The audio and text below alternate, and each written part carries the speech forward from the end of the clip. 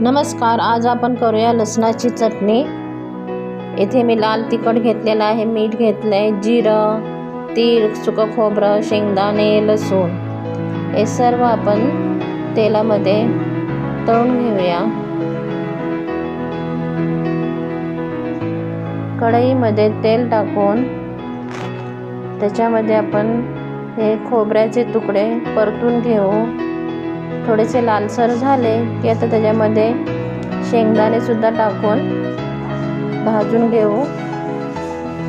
असेच आपण सर्व जिन्नस टाकून तेलामध्ये चांगले परतून घेऊ। लसणाबरोबरच जिरा पण टाकून घेऊ, तीळ, हे सर्व भाजून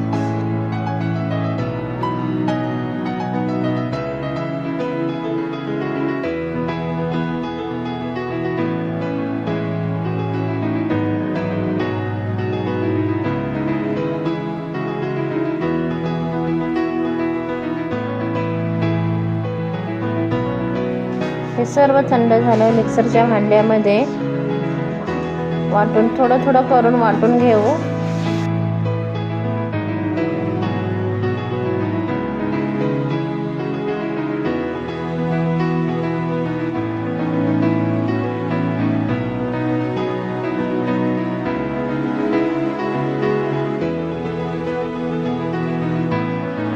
मी येथे 2 चम्मच लाल मिरची पावडर आणि चवीनुसार मीठ घेतलं आहे। थोडीशी अर्धा चम्मच साखर पण टाकायची। आता ह्याच्यामध्ये लाल तिखट आणि चवीनुसार मीठ टाकायचे। त्यामुळे आपल्या लसणाच्या चटणीलाही मस्त अशी चव येते, चवदार लागते। आता हे आपण थोडंसं जाडसर वाटून घेऊ।